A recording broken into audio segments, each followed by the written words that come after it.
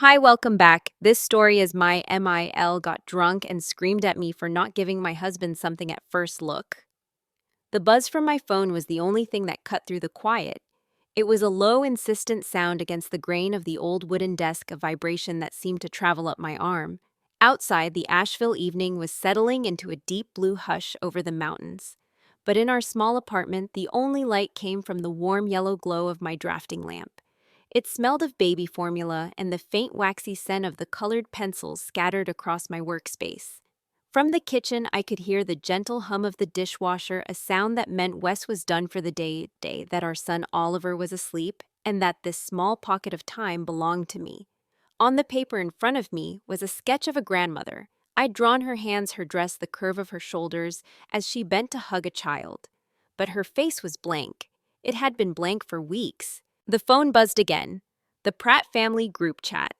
I rarely sent anything, but Wes had mentioned his mom was asking for photos, and the guilt had finally won.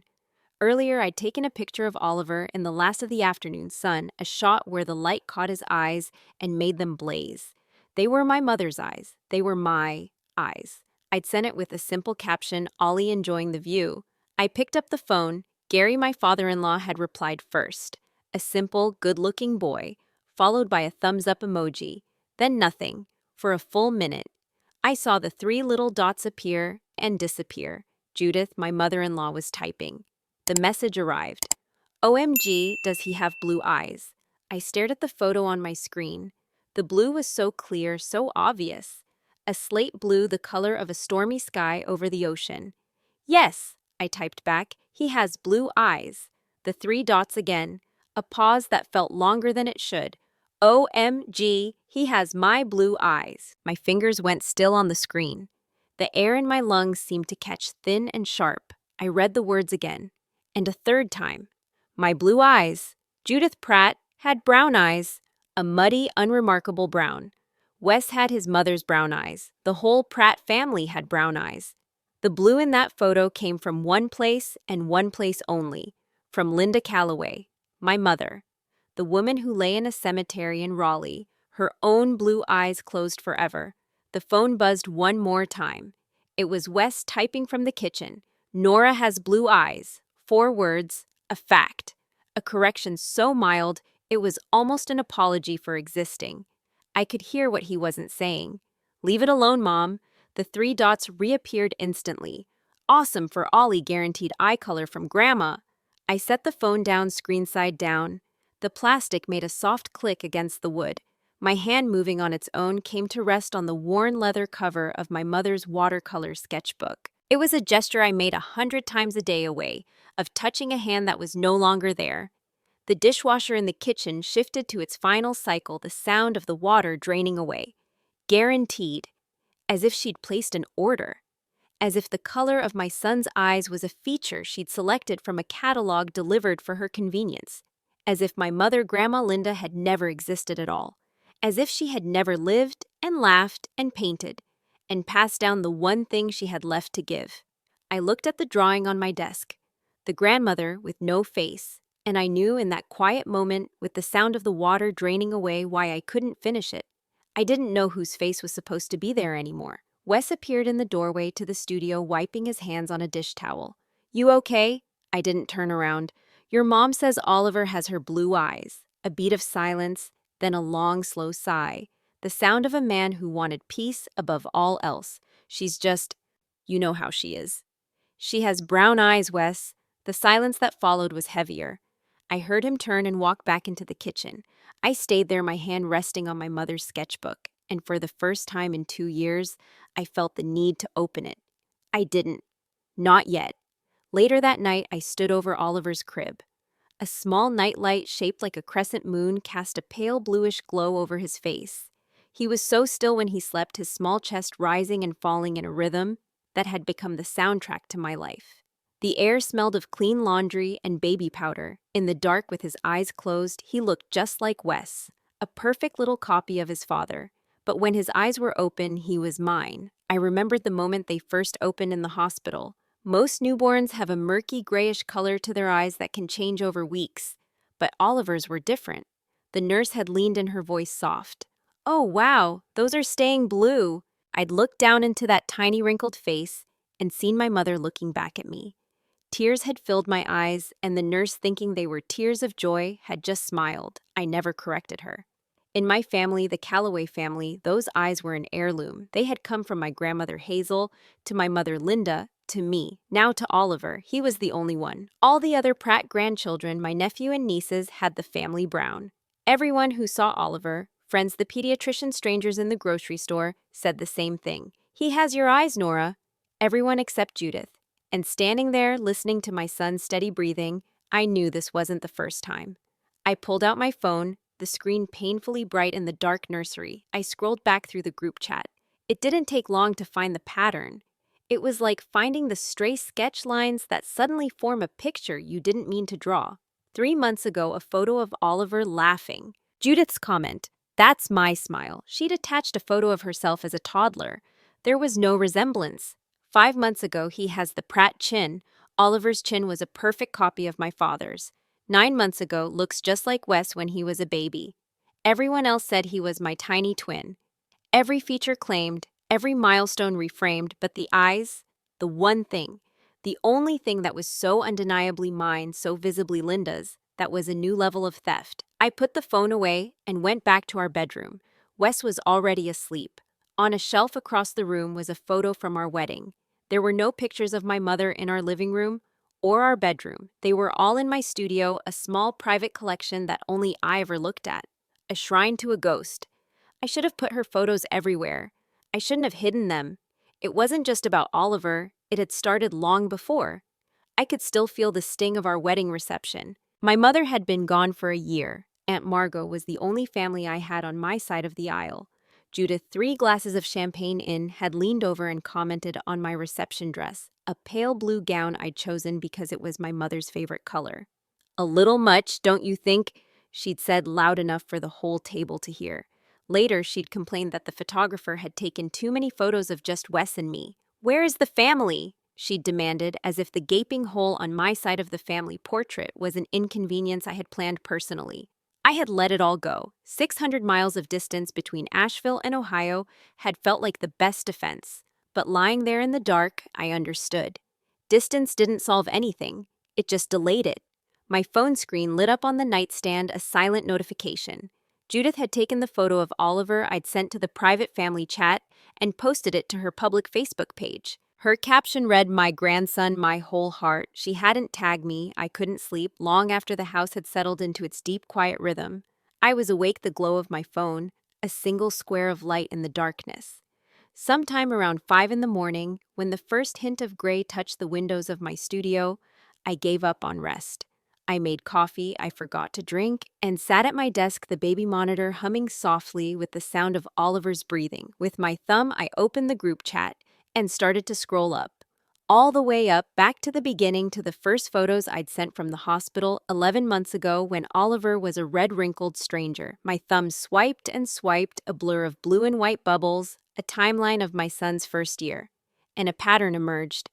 It was subtle at first, like the faint pencil lines of a sketch. A week after he was born, he's all Pratt. 2 months later, with a picture of his first real smile. That's my smile. Attached to a blurry photo of a baby Judith that looked nothing like him. Then it was his chin, his height, the way he slept. I counted. I had sent 47 photos over 11 months, and for every single one, Judith had laid a claim. She had marked her territory on some piece of my son. Not once, not in all that scrolling, did I find the words, "He looks like Nora." Not a single mention of my mother. Everyone else saw it. Our neighbors, my friends, even the checkout lady at the grocery store. "Oh, he's your little shadow, isn't he?" they'd say. But in the story Judith was telling, I didn't exist. I was the vessel, a container the Pratt family had used to create another Pratt. My history, my body, my mother's legacy. They were just details to be erased. The lines connected. A sketch I hadn't realized I was making came into focus, and the final picture was ugly. This wasn't a series of thoughtless comments. This was a systematic campaign of erasure. I put the phone down and looked over at the monitor. Oliver was stirring one tiny hand, batting at the air. He was his own person. He wasn't a collection of parts to be claimed. He deserved to know the whole of his story. not just the edited version Judith preferred. And I knew I had to talk to Wes. The next morning, the Saturday quiet of our apartment was shattered by the roar of the blender. Wes was making a smoothie, his back to me. Oliver sat in his high chair, happily banging a soft spoon against the tray. It was a perfect picture of domestic peace, and I was about to ruin it. I weighted my phone, feeling heavy in my hand, my stomach twisting into a familiar knot. Talking to Wes about his mother always ended the same way. The blender stopped. The sudden silence was deafening. "Wes, I need to talk about your mom." He didn't turn around. He just kept pouring the green liquid into a glass. "What about her? The blue eyes thing?" I said, my voice steadier than I felt. "It's not just that one text. Babe, I scrolled through 11 months of messages, Wes. Every single photo I've sent, she claims some feature is from your family. Everyone. She has never once said he looks like me." He finally turned, leaning against the counter. His face wore the expression I hated most. Not anger, not frustration. It was a look of weary resignation. The look of a man preparing for a problem he didn't want. "That's just mom being mom. She's excited about having a grandson." "She has brown eyes, Wes," I said, keeping my voice low and even. "She is claiming blue eyes she doesn't own." "Look, she's not trying to erase you. She's never met him." The words landed in the quiet kitchen. Oliver stopped banging his spoon. Bop, bop, silence. Wes let out a long breath. "What do you want me to do?" It wasn't a real question. It wasn't an offer of help. It was a white flag, a plea to make the problem go away. "I want you to care," I said softly. "I do care. And she's not going to change. You know that. So, I should just let her erase my mother from her own grandson." A long quiet stretched between us. Wes looked down at his smoothie, then back at me. "I'm not saying that. I'm saying, pick your battles. Pick your battles." I'd heard those words at our wedding, when Judith had made a scene about the gifts. I'd heard them when she'd criticized my dress. I'd heard them every time her behavior had crossed a line. For 2 years, I had picked 0 battles. And the result was that my mother-in-law was now laying claim to my dead mother's eyes. I looked at Oliver. He looked back at me, his eyes a clear Callaway blue. Then I looked at Wes. He was staring at the floor. And I knew I was completely on my own in this. Wes loved me, but he had been conditioned for 35 years to keep the peace with his mother, and that conditioning was stronger than my truth. If my mother's legacy was going to be protected, I was the only one who could do it.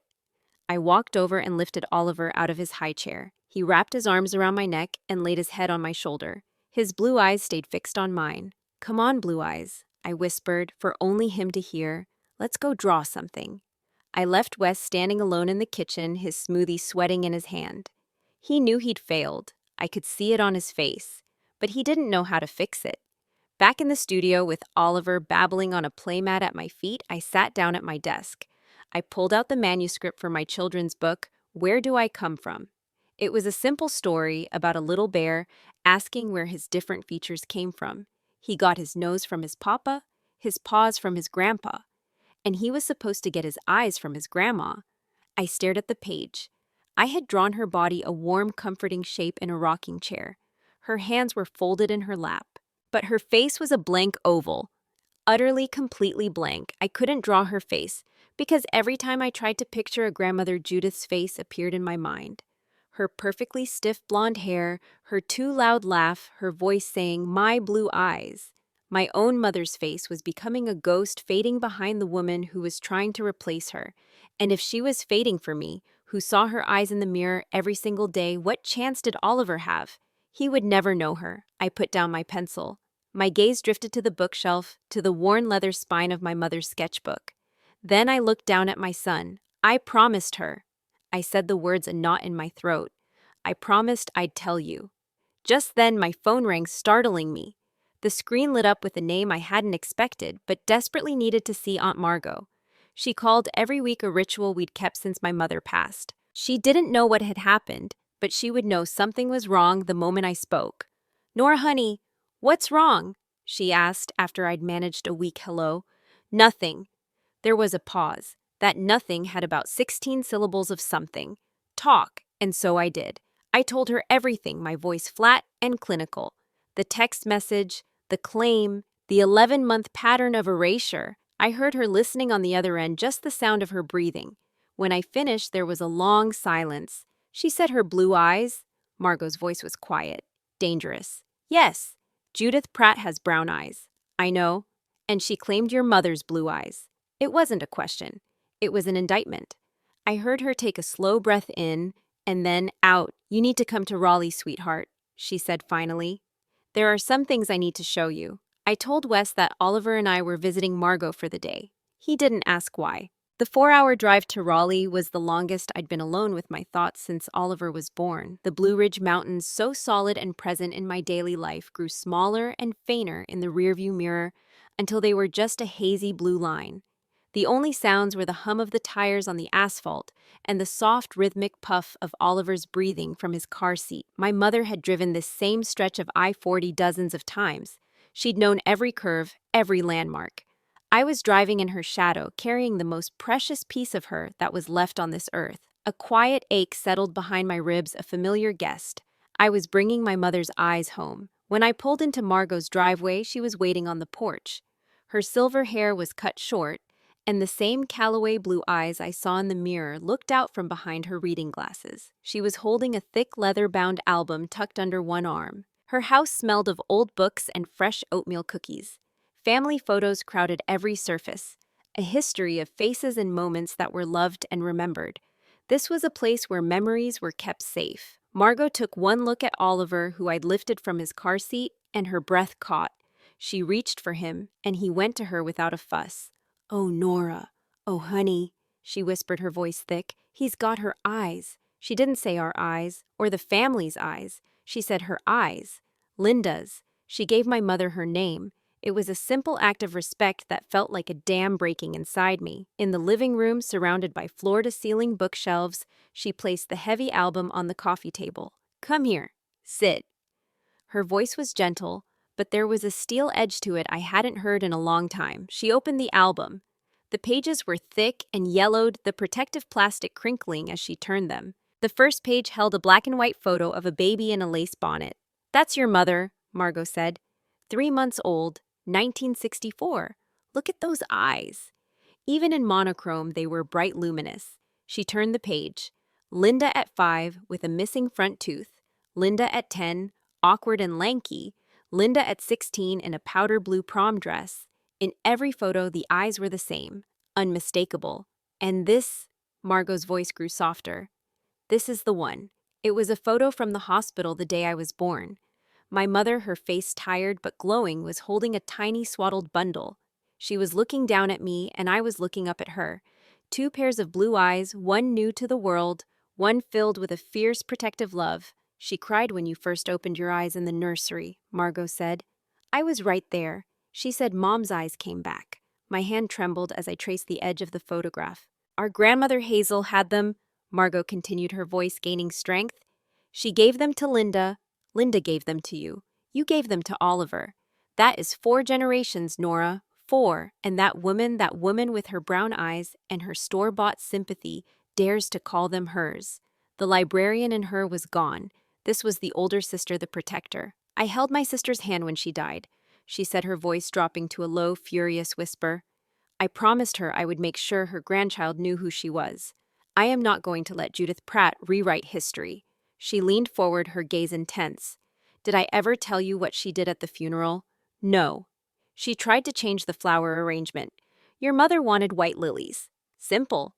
Judith decided they were too depressing and tried to get the funeral director to replace them with pink roses at your mother's own funeral. I told her if she touched one more lily, I would have her escorted out of the building. I hadn't known. The funeral was a blur of casseroles and condolences, a fog of grief I could barely see through. Margot had been standing guard. She had been protecting my mother's memory from this woman for years, and I never even saw it. This wasn't a new battle. I had just finally showed up to the war. As if on cue, Oliver, who had been crawling on the rug, pulled himself up on the edge of the coffee table. He reached out one tiny hand and placed it flat on the photo of baby Linda. Margot and I just looked. A bridge of 60 years connected by a single innocent touch. "What are you going to do?" Margot asked. Her voice was calm again. A plan vague and formless only an hour before began to sharpen in my mind. "Oliver's birthday is in 2 weeks," I said. And I'm going to make sure he knows exactly where he came from. Over tea in her warm sunlit kitchen, the plan took shape. The librarian in Margot took over organized and systematic. You said his birthday is January 20th, she asked, pouring hot water into mugs. Yes, and you're inviting her. I have to. Good. She set the teapot down with a firm click. You invite her. You make sure she is in that room, because she needs to be there to see it. I'm not trying to start a fight, Aunt Margot. I don't want to embarrass her. She looked at me over the rim of her glasses. Honey, I know that. This isn't revenge. This is truth. There's a difference. She was the one who suggested it. A slideshow. For Oliver. A story in pictures. Where you come from. Start with Hazel, then baby Linda, teenage Linda, a wedding picture of Linda, then a picture of Linda holding me, then me, and finally Oliver. The blue eyes, a bright unbroken thread connecting 4 generations. No words needed, Margot said, her own eyes shining.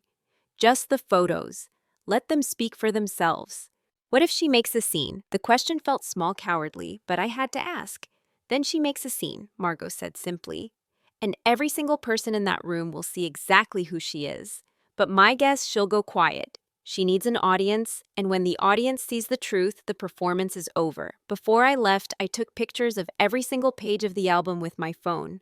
Margot packed up a box of the oatmeal cookies for the drive back. As I stood by the door, she put a hand on my arm. Drive safe, she said. And Nora, yeah, your mother would be so proud of you. I drove back to Asheville under a sky the color of my son's eyes, my phone full of evidence, my mind full of a new clean purpose. That night, I sat at my laptop and started organizing the photos into a folder. I made a guest list. Margot, my best friend Tessa, Wes's brother Derek, and his family, a few of our friends from here in town. And at the bottom of the list, I wrote Judith and Gary. Wes walked into the studio and saw the grid of photos on my screen. What's all this? I'm making a slideshow for Oliver's birthday, I said, not looking up from the screen. Family history, where he comes from. There was a long pause. Oh, he said finally, that's nice. He knew it wasn't just nice. He knew exactly what it was. But he didn't ask, and I didn't explain.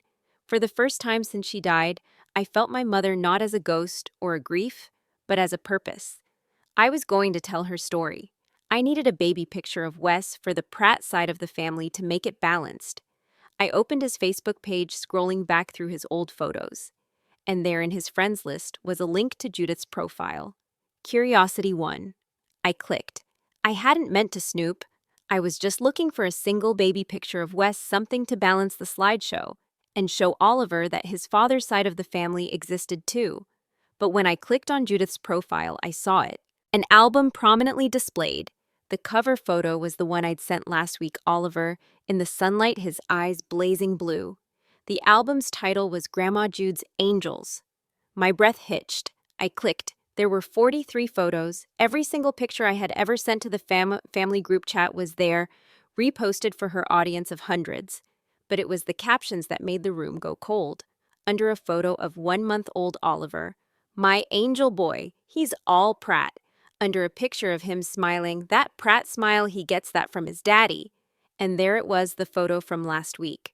Her caption, those beautiful Pratt blue eyes, Grandma's boy. My thumb scrolled faster, a frantic, jerky motion. I was looking for my name.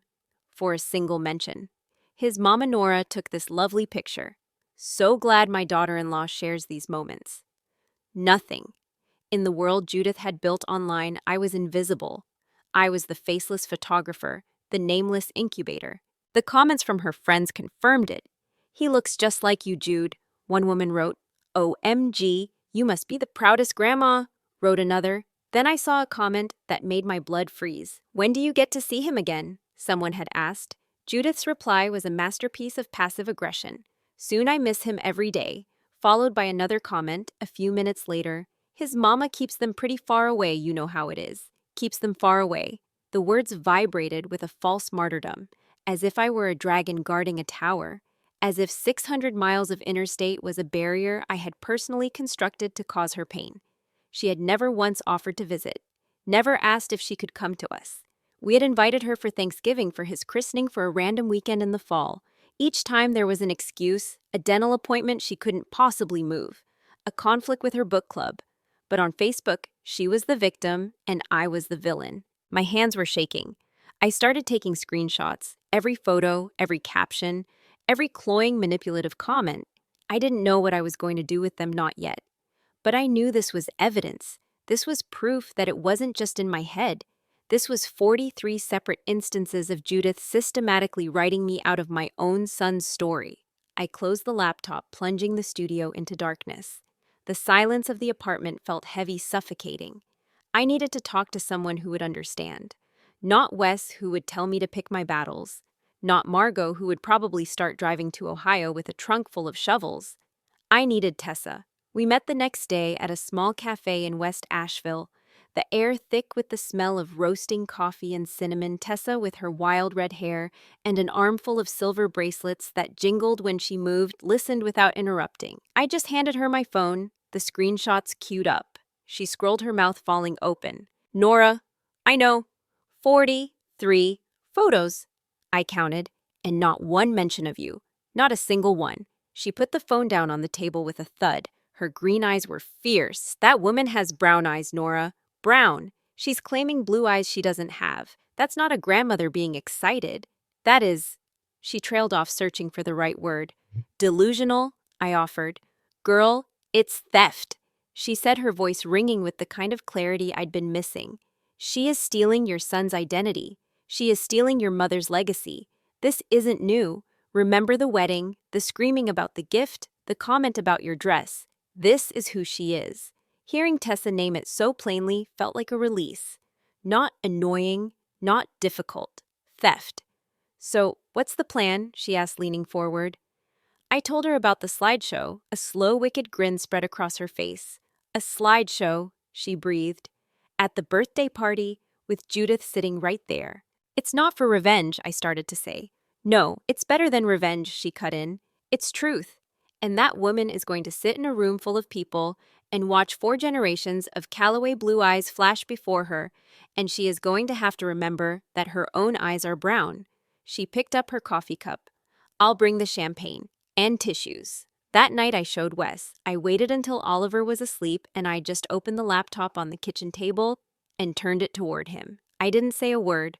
I watched his face as he scrolled. Confusion, then disbelief, then a dark flush of anger.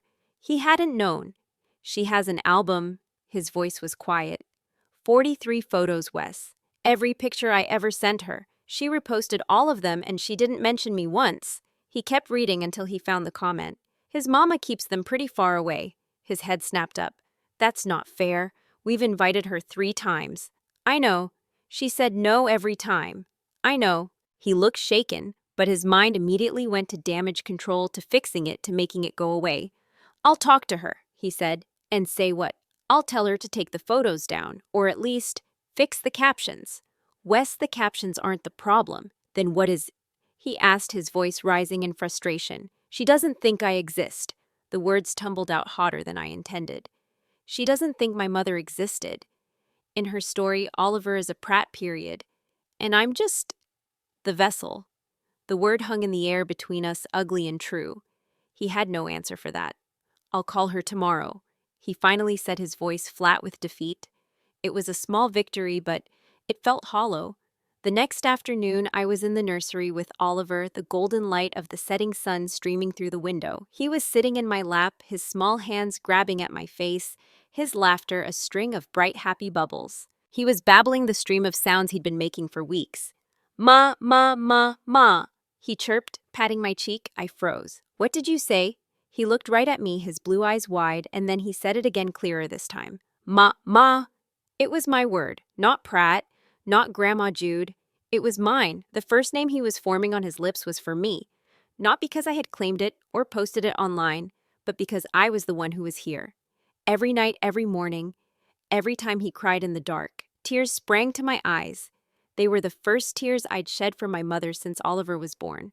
Because Mama was what I had called her, and now my son was calling me the same. It wasn't just about the eyes. It was a chain of love, of names passed from one woman to the next. I wiped my eyes and took a picture of him just for me. Not to send to anyone. Just my son looking at me with my mother's eyes. You know exactly who your mama is, I whispered. Don't you? The next day, Wes would call Judith, and the battle I had been avoiding for 2 years would finally begin. The sound of the bedroom door clicking shut was all the signal I needed. I sat at my desk in the studio, a pencil held loosely in my hand, and pretended to sketch. The baby monitor on the corner of the desk hissed with soft static, a counterpoint to the frantic thumping of my own heart. I'd been waiting for this all day, and now that it was here, my whole body felt like a string pulled too tight. I could hear the muffled rise and fall of Wes's voice through the wall. It was low at first measured, then it sharpened. "No, Mom, I'm not saying that."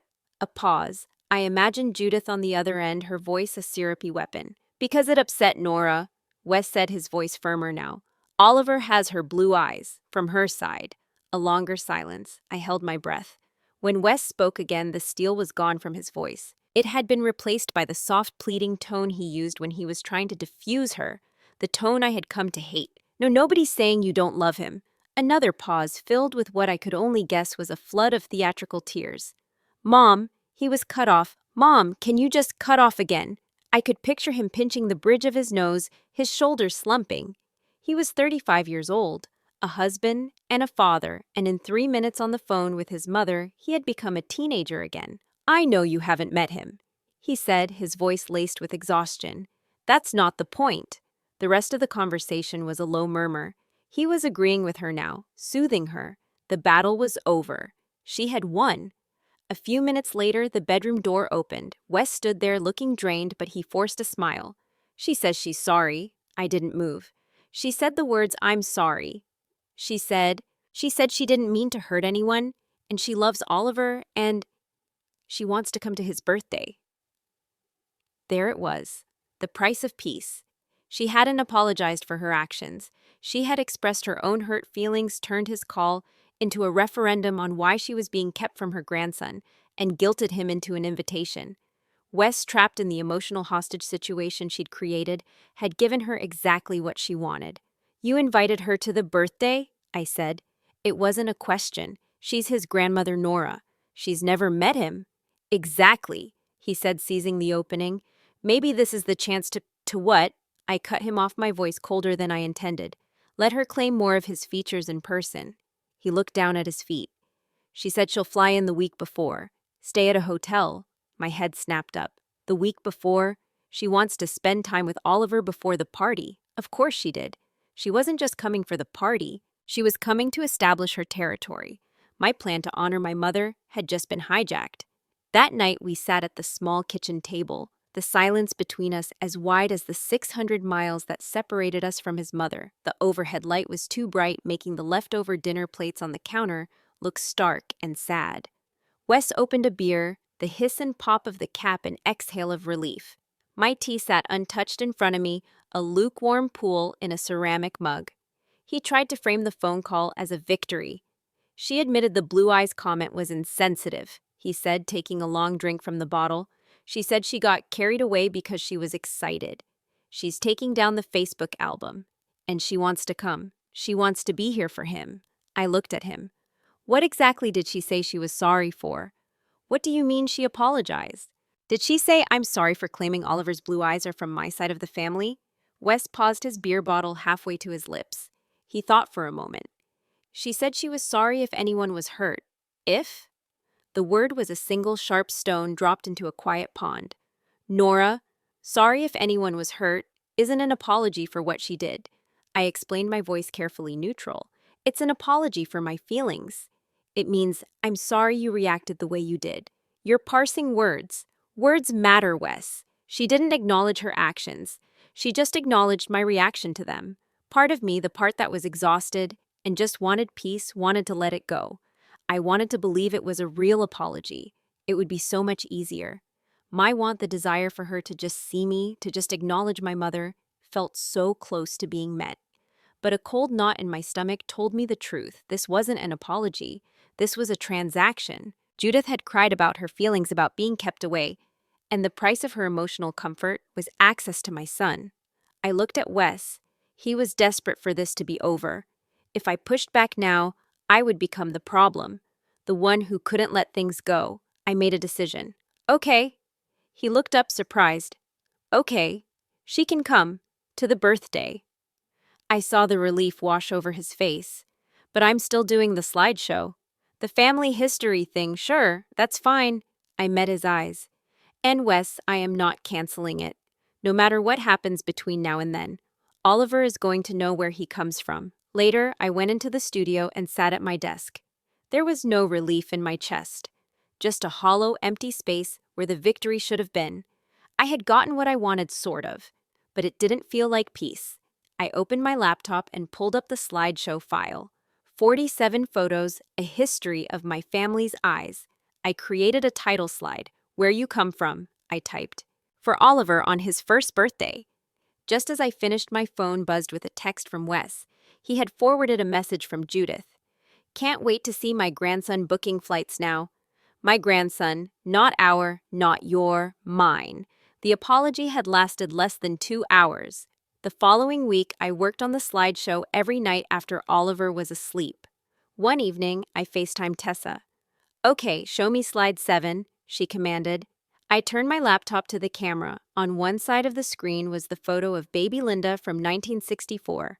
On the other, a recent photo of Oliver. Same angle, same serious expression, same eyes. Tessa let out a low whistle. Jesus, Nora, it's like the same baby 60 years apart. That's because they are, I said, a lump forming in my throat. Those eyes skipped nobody. Hazel to Linda, to me, to Oliver. And Judith has brown eyes. Brown eyes, Tessa said, and I could hear the smirk in her voice. She is going to sit there and watch this. That's the idea. And you're sure this isn't revenge? No, I said, looking at the 2 photos on the screen, a grandmother and a grandson who would never meet. I'm doing this because I promised my mother. The doorbell rang on Tuesday afternoon. I wasn't expecting anyone. Judith wasn't supposed to arrive until Thursday, but when I opened the door, she was standing there, her blonde hair perfectly set, her nails a fresh French manicure. She was holding an enormous crinkly gift bag. Behind her, Gary stood silently, the human embodiment of a suitcase. Oliver, balanced on my hips, stared at the 2 strangers. Surprise! Judith boomed, her voice too loud for our quiet hallway. We came early. I just couldn't wait another minute to meet my grandson. She reached for Oliver. Instinctively, he recoiled, turning his face into my neck and clinging to my shirt with a desperate grip. His whole body screamed, I don't know you. Judith let out a sharp, theatrical laugh. Oh, he's just shy. He'll warm up to his Grandma Jude. We weren't expecting you until Thursday, Judith, I said, my voice tight. Oh, honey. I know, but Gary found earlier flights, and I just thought, why wait? She beamed, stepping past me into the apartment. Family doesn't need an appointment. She stood in the middle of our living room, her eyes scanning everything, assessing, measuring, as if she were an inspector deciding how much of this space she could claim for herself. I caught Wes's eye over her shoulder. He looked panicked. The siege had begun. By Wednesday morning, my apartment no longer felt like mine. It had been colonized. I stood in the doorway of my own kitchen, holding a mug of coffee I hadn't made, watching a woman I barely knew rearrange my counters. Judith had been in Asheville for less than 24 hours, but the transformation was total. The subtle scent of the lemon basil candle I usually burned had been choked out by the heavy, meaty smell of a casserole baking in the oven. It was a dense cream of mushroom scent that clung to the curtains and felt heavy in my lungs. Balloons bobbed against the ceiling, their ribbons trailing down like jellyfish tentacles. A banner strung across the living room window announced Grandma loves you. In aggressive, glittering red letters that clashed violently with the soft neutrals of the room. I hadn't asked for any of this. I had ordered a custom cake from a local bakery and planned a simple afternoon with friends. But Judith had decided the space was too sparse, too quiet, too lacking in what she called a grandmother's touch. I just wanted to help, honey, she said, catching me looking at the banner. She wiped her hands on a dish towel, my dish towel, and smiled. You have your hands full with the baby. Let Grandma Jude handle the party. From the playpen in the corner, Oliver let out a sharp, unhappy cry. The noise of the balloons shifting in the air conditioning vent was startling him. Judith rushed over before I could move. Grandma's here, she cooed, her voice pitching up an octave. Grandma's got you. She reached over the mesh side, her long manicured fingers wiggling toward his face. Oliver screamed louder. He scrambled backward, pressing himself into the corner of the playpen, his arms reaching out. Not for her, for me. Judith froze.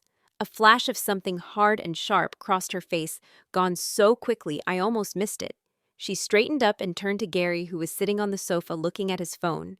"He just needs to get used to me," she said loud enough for me to hear clearly.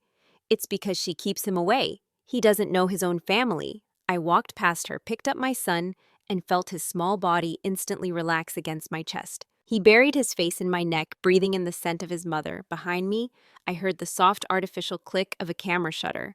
I turned. Judith was holding her phone up. She had just taken a picture of Oliver's back, my face obscured by his head. "Just documenting the moment," she said breezily, tapping at her screen. That evening, the air in the dining room was brittle enough to snap. Wes had come home from work to find his house transformed, and his wife silent, but he smiled through it, playing the role of the dutiful son.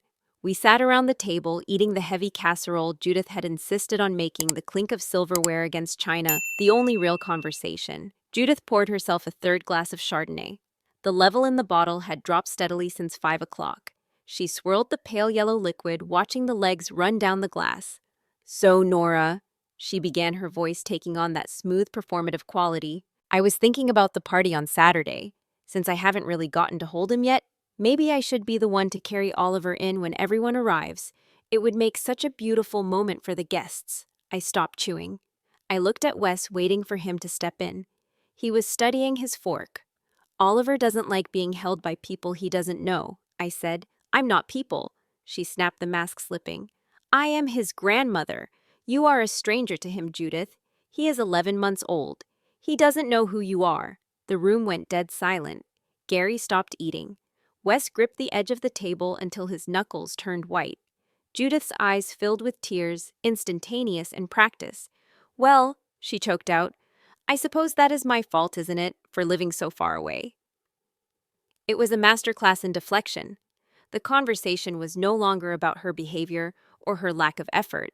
It was about geography, as if the distance were a disease she had contracted rather than a choice she had made to never visit. "Mom, Nora didn't mean," Wes started. "I meant exactly what I said," I interrupted. Judith slammed her wine glass down. Wine sloshed over the rim onto the tablecloth. "You know I tried to be involved. I send messages, I ask for photos, but you send them when you feel like it, and apparently that makes me the bad guy. You repost every photo I send on Facebook without mentioning me," I said. She blinked, the tears momentarily forgotten. "What?" "Your Facebook album. Grandma Jude's Angels, 43 photos. My son, 0 mentions of me." "Those are private," she scoffed. "They are public, Judith. Anyone can see them." She stood up so abruptly her chair screeched against the floor. "I am going back to the hotel. Clearly I am not welcome here." She grabbed her purse and marched to the door, Gary trailing behind her like a shadow. The door slammed, leaving the banner fluttering in the draft. "Was that necessary?" Wes asked into the silence. "Yes, but the fight wasn't over." I cleaned up the kitchen. In a fury, the heavy smell of mushroom soup making me nauseous. I couldn't settle. Around 11 o'clock, with Wes in the shower and Oliver asleep, I went into my studio and opened my laptop. The blue light washed over my face in the dark room. I went to Judith's Facebook page. Wes had told me she said she would take the album down. I wanted to check. The album was still there, all 43 photos. And there was a new one, the photo from this afternoon. Oliver in my arms, his back to the camera, my face invisible. The caption read, "Finally got to hold my grandson. He's even more perfect in person." I stared at the screen. Finally got to hold. She had not held him. He had screamed when she touched him. She was lying, publicly, to hundreds of people. I clicked on the comments. They were the usual chorus of adoration, but then I noticed something. Judith had tagged someone in the photo, a woman named Karen Lamont. I didn't know the name. I clicked on her profile.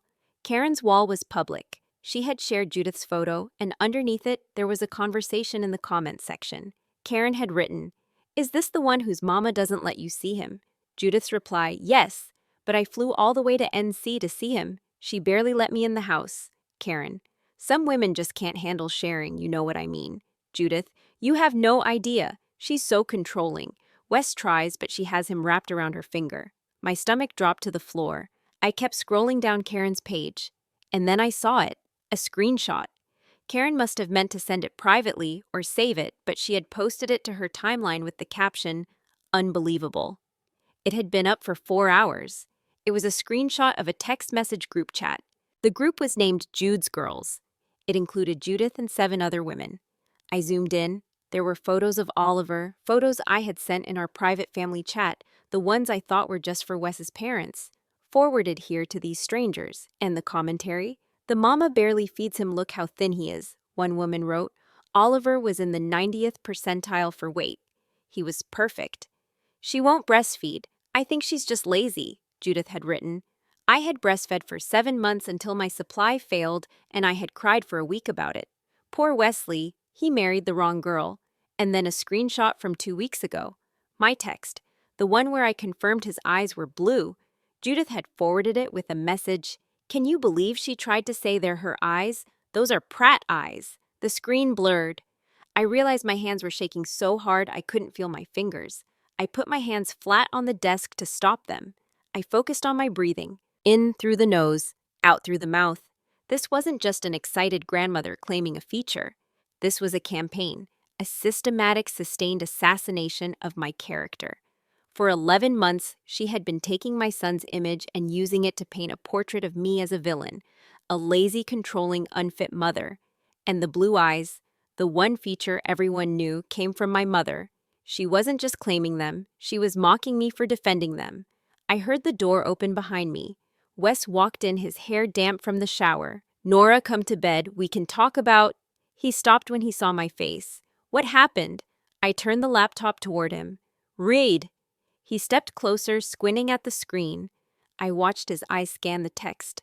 I saw the moment the blood drained from his face. "This is— Where did you find this?" Her friend Karen posted a screenshot. Publicly, before deleting it, I assume. But not fast enough. He kept reading. He scrolled down. He read the part about me being lazy, the part about me being the wrong girl. "She said you were—" He couldn't even finish the sentence. "A bad mother, lazy, controlling, yes." A long silence stretched out in the dark studio. I waited for him to get angry. I waited for him to say, "That's it. She's leaving. Maybe—" He started, his voice barely a whisper. "Maybe we should just skip the slideshow, not make things worse." The words hit me harder than anything Judith had written. Skip the slideshow, not let's fight this, not I am so sorry my mother did this to you, but give in, let her win, don't rock the boat, pick your battles. Skip the slideshow, I repeated, my voice hollow. I'm not saying forever, just, my mother is dead, Wes. The words hung there heavy and final. The white noise machine from the nursery hummed through the monitor. My mother is dead, I said again, looking him in the eye. She will never hold Oliver. She will never see his eyes. The one thing I can do, the one single thing, is make sure he knows where those eyes come from. And you want me to cancel that because your mother might make a scene? He opened his mouth, then closed it. He had no defense. I am sleeping in the studio tonight, I said. I turned my back on him. I heard him stand there for another moment, useless and defeated, before he turned and walked out. I was alone. The evidence of my betrayal was glowing on the screen. My husband had chosen peace over his wife. My slideshow, the last weapon I had to defend my mother's memory, was under threat. I looked at the shelf above my desk. Linda's watercolor sketchbook sat there, dusty and untouched. I reached up and took it down.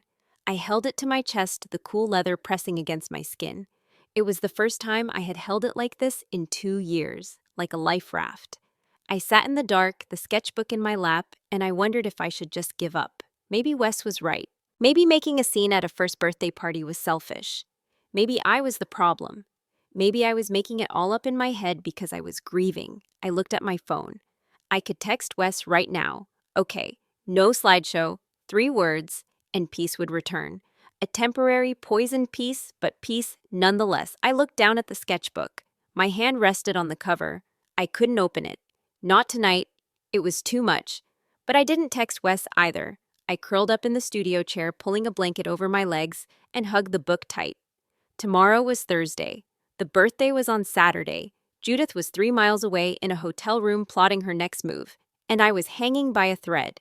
The gray light of pre-dawn was filtering through the studio blinds when I woke up. My neck was stiff from sleeping in the chair, and the air in the room was cold, the heat not yet kicked on for the morning. For a moment, disoriented, I wondered why I wasn't in bed. Then the memory of the glowing laptop screen washed over me.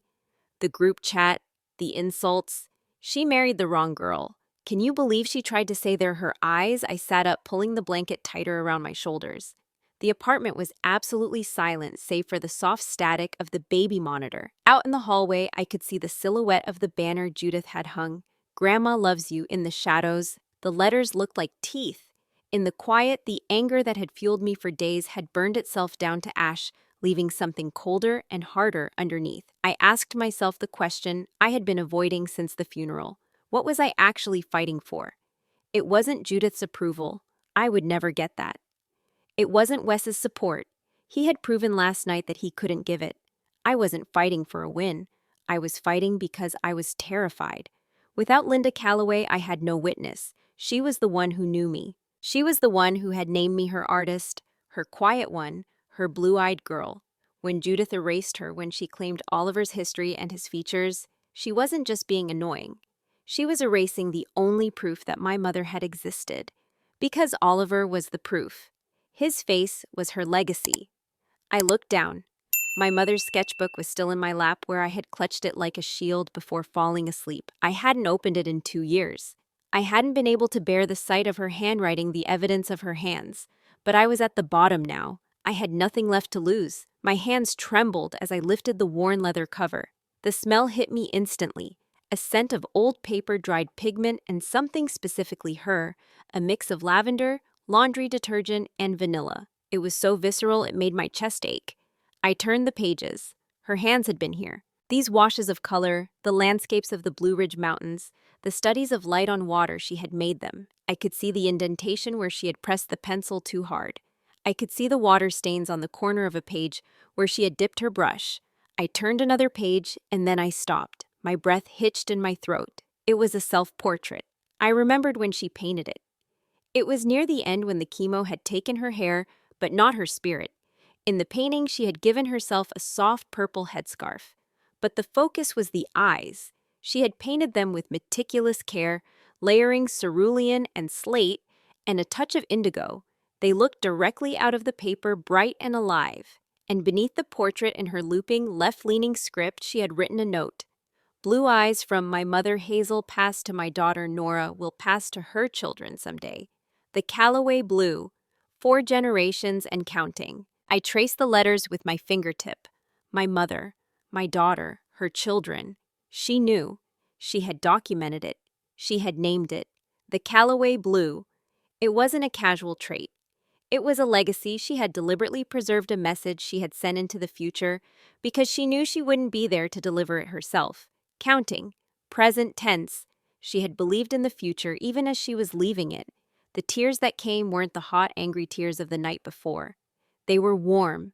They felt like a release, a dam breaking after a long drought. I wasn't crazy. I wasn't making it up. My mother had left me a map. The baby monitor flared with a sound, a sharp cry. Oliver was awake.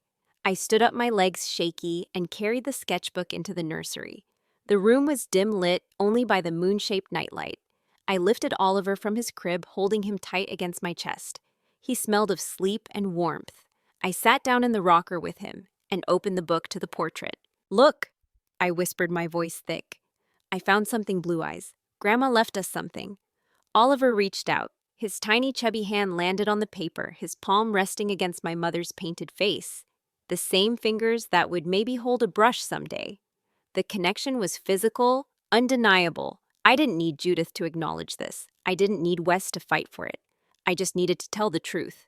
An hour later, I walked into the kitchen. I had changed my clothes and washed my face.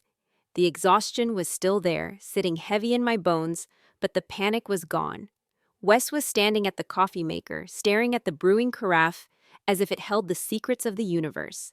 When he heard me, he turned. He looked wreck-eyed, guilt etched into every line of his face. Nora, he started, his voice rough, about last night. I found something. I walked over to the counter and laid the sketchbook down, open to the portrait. I stepped back. Wes looked down. He read the inscription, I saw his eyes move back and forth reading it again. Then he looked at the painting. He looked at the blue eyes staring back at him from the paper. Then he looked at Oliver sitting in his high chair, blinking those same eyes. Wes swallowed. Your mom wrote this, blue eyes from her mother, I said clearly. Pass to me, pass to Oliver. She named it, the Callaway Blue. I saw the shift happen. For the first time, he wasn't seeing a dispute between his wife and his mother. He was seeing a dead woman reaching out to her grandchild. He was seeing that this wasn't about petty jealousy or control. It was about a dying wish. He ran a hand over his face. He didn't say anything, but his shoulders dropped. I am doing the slideshow, Wes, I said. I know. I am adding this painting to it. You should. And I need you to not ask me to cancel it again. Ever. He looked at me.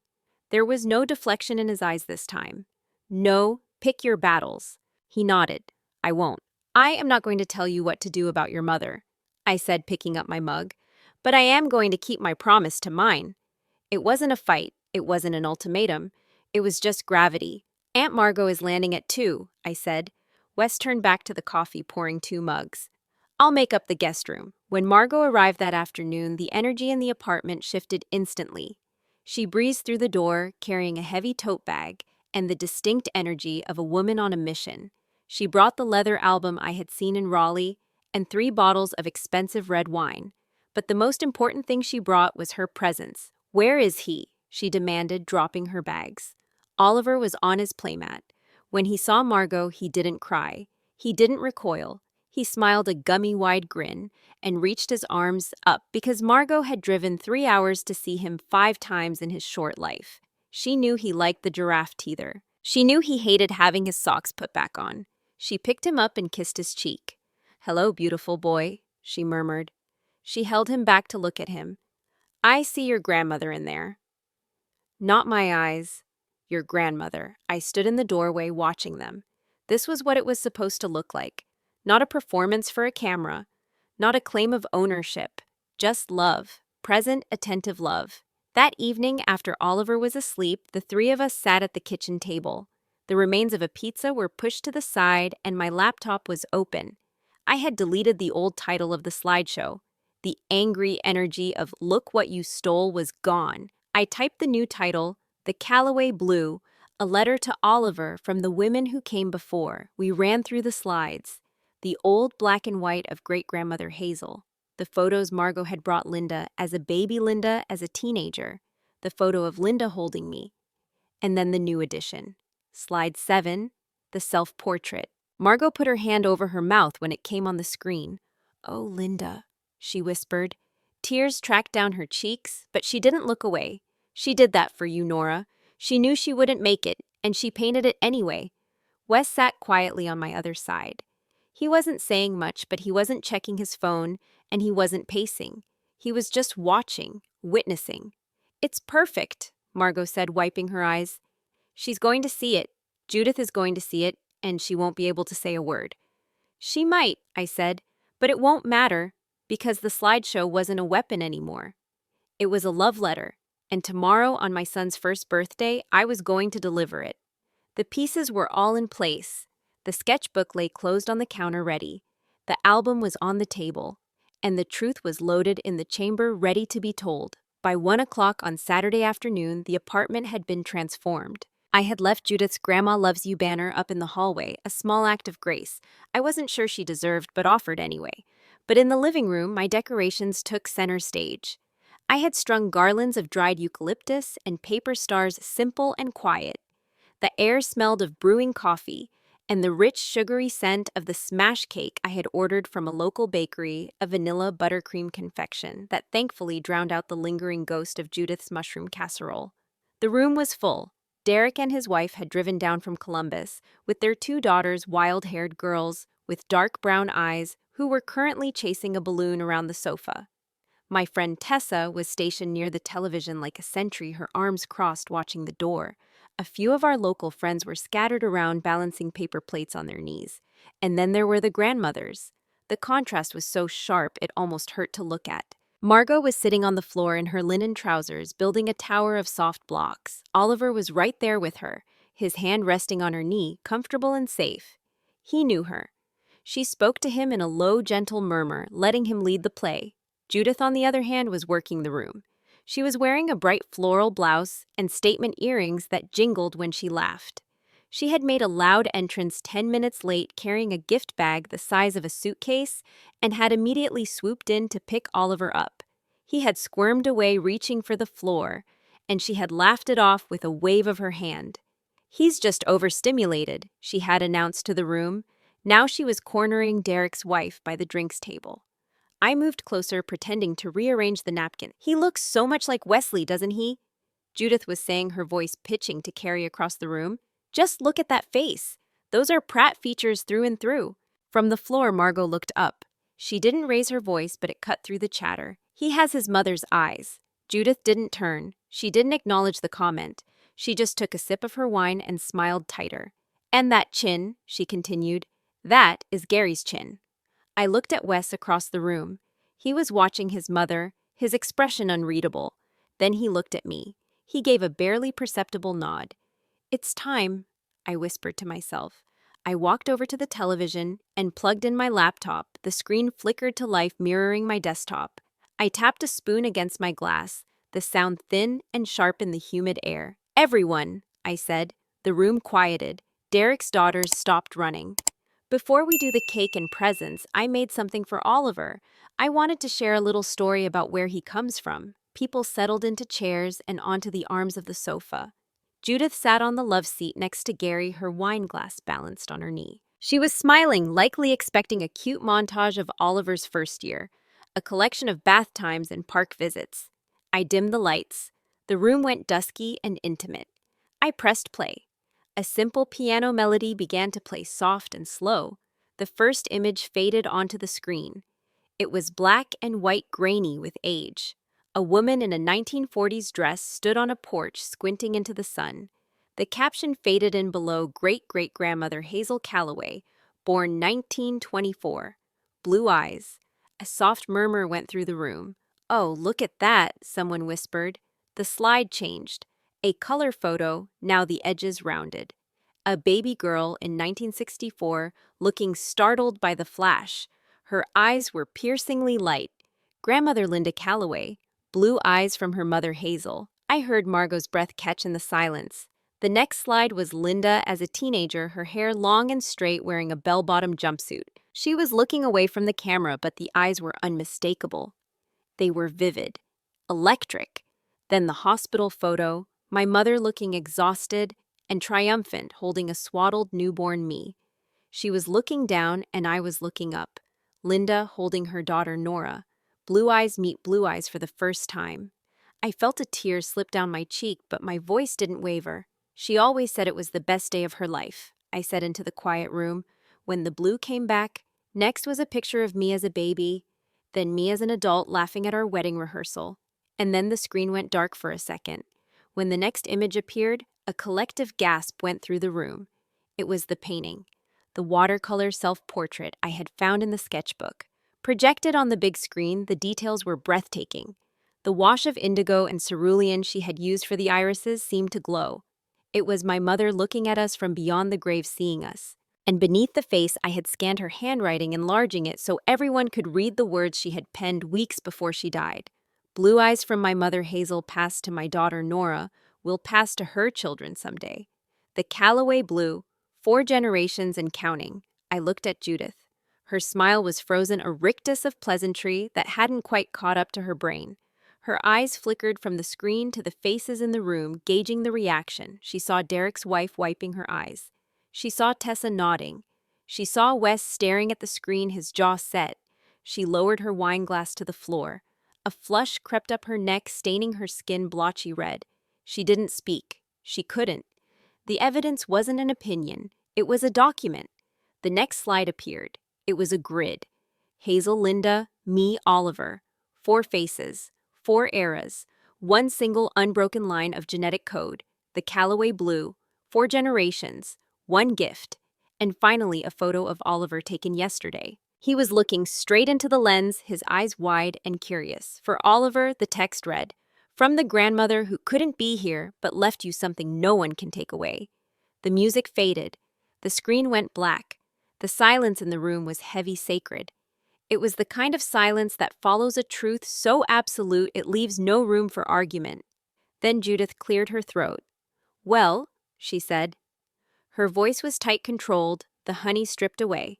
She picked her wineglass back up. "That was very nice." The words hung there inadequate and dismissive. Very nice. The way you describe a grocery store bouquet. I didn't realize we were doing a whole presentation. She added a little laugh bubbling up that sounded like choking. Margot spoke from the floor. She was still holding Oliver's hand. "Linda painted that self-portrait 6 weeks before she died," she said, her voice shaking with suppressed rage. "She knew she wouldn't meet her grandchild, so she made sure her grandchild would know her." Judith bristled. "I am sure she was a lovely woman." "She was my sister," Margot cut in. The air went out of the room. Judith looked around for an ally, but there were none. Gary was studying his shoes. Derek was looking at the blank TV screen. Wes was looking at me.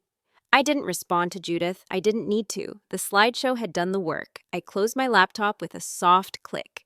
"Thank you all," I said. "Now who wants cake?" The tension broke as people moved, grateful for a task. The kids rushed toward the table. I cut slices of cake, my hands steady. Judith stayed on the love seat for a long time, sipping her wine silent for the first time in her life. An hour later, the sugar rush had hit. The room was chaotic, with torn wrapping paper and the noise of happy children. Oliver was sitting in the middle of the floor, surrounded by new toys, delighted by a cardboard box. Judith had been watching him from the couch, calculating. I saw her set her glass down and stand up. She smoothed her blouse. She needed a win. She needed to reclaim the narrative. She walked over to Oliver. "Come to Grandma, sweetheart," she crooned, crouching down. Oliver looked up. He studied her face, this stranger who smelled of expensive perfume and wine.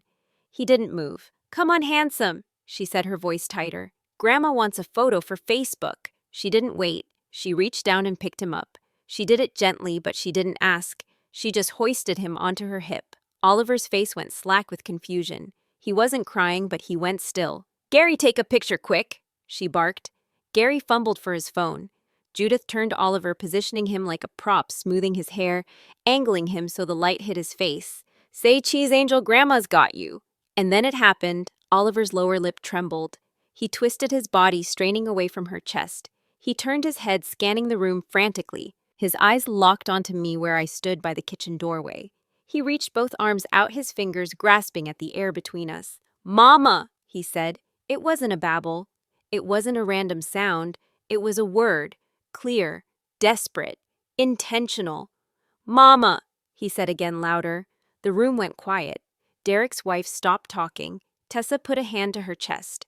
Everyone heard it. Everyone saw it. A child rejecting the performance and demanding the reality. Judith froze. She was holding a child who was physically trying to escape her. Her smile faltered, then collapsed. Her arms loosened, a reflex of rejection. I walked forward. I didn't run. I just walked to them and reached out. Judith let him go. I pulled Oliver into my arms. He buried his face in my neck, his legs locking around my waist, his breathing hitching into a sob of relief. I held him tight, feeling the solid weight of him against me. "Mama," he whispered into my shoulder. Judith stood there, her arms empty, her hands still raised in the shape of holding him. The room watched her.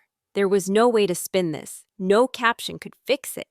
"Well," she said, her voice very small, "he certainly knows his mama." It was the first honest thing she had said in 11 months. "He does," I said. There was no triumph in my voice, just a simple statement of fact. The party wound down quickly after that.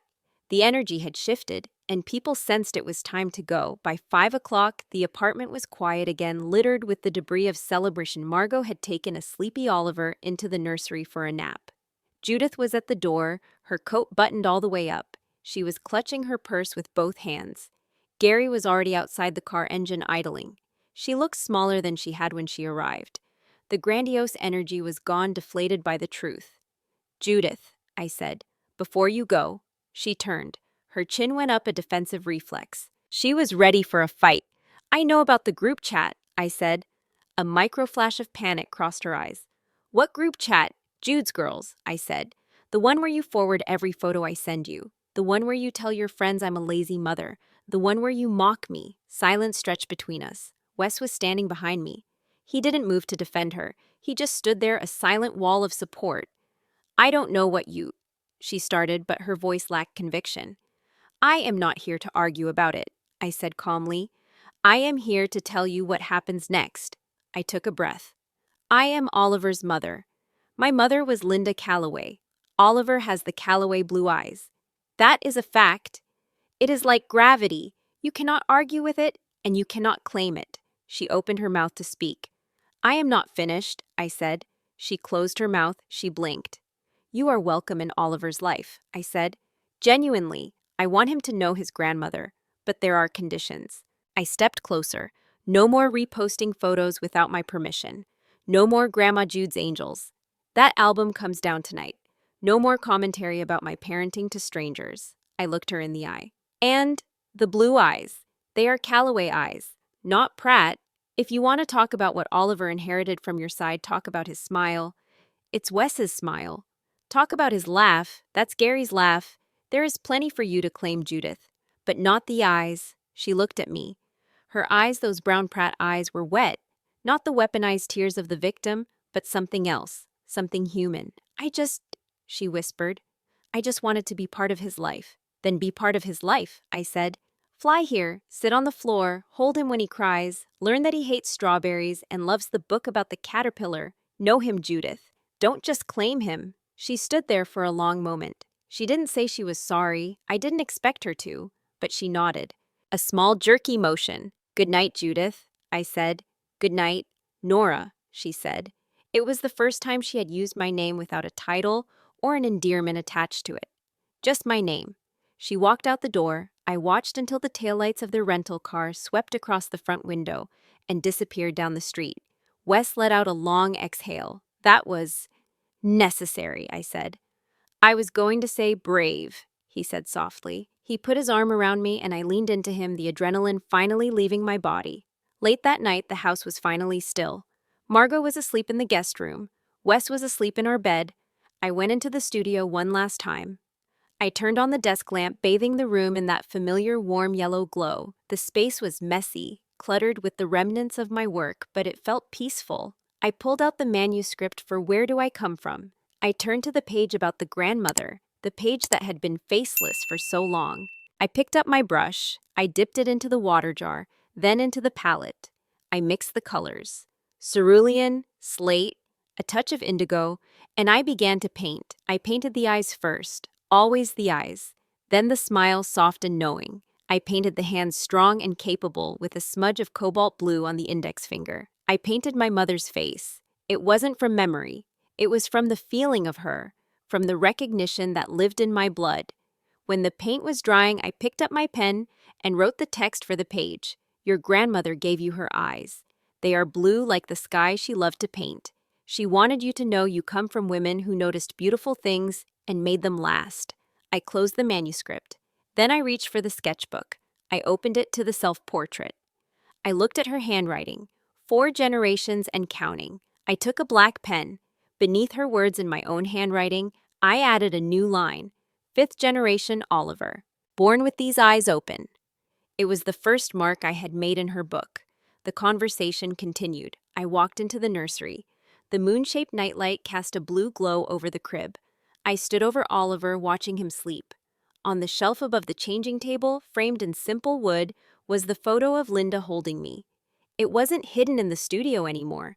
It was here, where he slept, where he would see it every day. I reached down and smoothed the blanket over his back. He stirred. His eyes opened just a flutter. Blue eyes in the blue light. Hey, blue eyes, I whispered. He blinked sleepily. He reached one hand up toward my face. I caught it. His tiny fingers wrapped around my index finger, holding tight. You come from painters, little one, I told him. You come from women who saw the world and put it on paper so it wouldn't disappear. His eyes drifted closed. His breathing steadied. But he didn't let go of my finger. I stayed there for a long time. I wasn't grieving. I was just there, present, connected. 5 generations of Calloway blue breathing in the quiet dark of a nursery in Asheville. The promise was kept. The bell above the door of the bookstore chimed a bright, brassy sound that cut through the drumming of the Asheville rain. I sat on a low stool in the children's section, the spine of a hardcover book resting against my palm. The cover was a watercolor wash of indigo and slate, with the title embossed in gold, The Callaway Blue. It had been 2 years since Oliver's first birthday. He was 3 now, sitting cross-legged in the front row of the story circle, his Callaway eyes wide as he watched me. Wes sat behind him, holding a rain-slicked umbrella, looking tired but proud. And finally, I read, turning to the last page. The little bear looked in the mirror. He saw his paws strong like his grandpa's. He saw his nose twitchy like his papa's. And he saw his eyes. I looked out at the sea of faces, toddlers in rain boots, tired parents clutching lattes, grandmothers with reading glasses perched on their noses. Blue, I read softly, like the sky his grandmother loved to paint. A gift from someone who noticed beautiful things and made them last. I closed the book. For a second, there was just the sound of the rain against the glass. Then a little girl in the back clapped her hands, and the room broke into warm, shuffling noise. As the crowd dispersed, a line formed at the signing table. I signed books for parents who wanted to talk about their own family noses, their own inherited laughs. I signed one for a father who had just lost his own mom and couldn't speak, just pointed to the dedication page where I had printed for Linda. Then a woman in a gray wool coat stepped up. She was older, perhaps Judith's age, with lines etched deep around her mouth and eyes that looked tired. She held the book against her chest like it was fragile. "I bought this for my granddaughter," she said. Her voice was brittle. "She lives in California. I haven't seen her in a year." I uncapped my pen. "What's her name?" "Maya." The woman hesitated. "My daughter. We don't speak much. It's complicated. But Maya has my mother's hands. Long fingers, piano hands." She looked down at the book. I was afraid she wouldn't know where they came from. I was afraid I wasn't allowed to say. I stopped writing. I looked at this woman who was standing on the other side of the line I had drawn with Judith. I thought of Judith, who still sent gifts but kept her distance, who had finally learned that access was a privilege, not a right. But this woman wasn't trying to steal. She was trying to be remembered. "You're allowed," I said. I turned the book to the title page. Beneath my signature, I wrote for Maya. "Ask your grandma about her piano hands. She has a story to tell you." I slid the book back to her. "It's not about claiming her," I told the woman, meeting her gaze. "It's about giving her the map. If you don't tell her the story, she won't know she's part of it." The woman looked at the inscription. Her chin trembled just once. "Thank you," she whispered. She walked away, tucking the book into her bag, stepping back out into the rain. I looked at Oliver, who was now stacking books into a tower with Wes. The legacy wasn't just the eyes. It wasn't just the DNA. It was the stories we chose to tell. It was the decision to speak up, to point at a trait, a smile, a laugh, a pair of piano hands, and say, "This is where you belong. This is who loved you before you were born." I picked up my pen, ready for the next book. The ink on my finger was cobalt blue. We all carry pieces of the people who came before us. Maybe it's a physical trait like the Callaway Blue. Maybe it's a recipe, a habit, or a specific way of laughing. What happened in that Asheville apartment wasn't really a fight about eye color. It was a battle for history. Nora's story exposes a painful truth that many of us navigate in our own families, the struggle between those who want to own a child's identity and those who simply want to honor it. When Judith claimed Oliver's blue eyes as her own, she wasn't just being a proud grandmother. She was committing an act of erasure. She was attempting to overwrite the legacy of a woman who was no longer there to speak for herself, and that is where the real lesson lies for all of us. We often think of family traits as simple genetics, a roll of the dice that gives us brown hair or a certain nose. But Nora teaches us that these traits are actually maps. They are physical evidence of the people who loved us into existence. When we allow someone to rewrite that map to suit their own ego, we aren't just being polite. We are participating in the silencing of our ancestors. The most profound takeaway here is that you are the keeper of the stories for the people you have lost. If you don't tell the truth about where your child's smile comes from, or where your own resilience was born, the loudest voice in the room will invent a convenient fiction to take its place. Nora realized that she didn't need to scream, and she didn't need to ban Judith from Oliver's life. She only needed to bring the truth into the light. There is a powerful education in her method. She stopped waiting for Judith to validate her. She stopped waiting for an apology that was never going to be sincere. Instead, she realized that the truth doesn't require the villain's permission to exist. By creating that slideshow, by painting that portrait, Nora shifted her energy from trying to convince Judith to simply informing Oliver. This is a vital shift for anyone dealing with a narcissistic family member or a boundary stomper. You do not need to win their agreement. You only need to hold your ground and ensure that your truth is visible to the people who matter. Furthermore, this story asks us to examine how we love the children in our lives. Are we loving them for who they are? Or are we treating them as extensions of ourselves? Judith saw Oliver as a mirror to reflect her own vanity. She wanted him to be a prat more than she wanted to know him as a person. True love, as Nora and Margot demonstrated, is about recognition. It is about seeing a child as a mosaic of all the people who came before, not a trophy to be claimed by one side.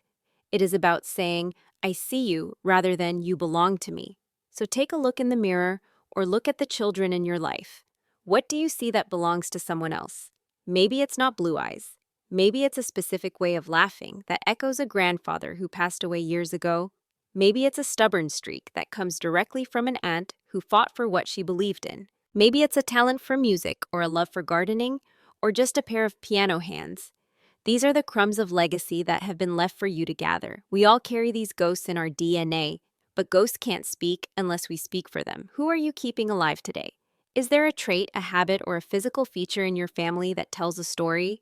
And more importantly, is there someone trying to rewrite that story, and do you need to be the one to pick up the pen and set the record straight? Because if you don't tell them where they come from, how will they ever know who they are?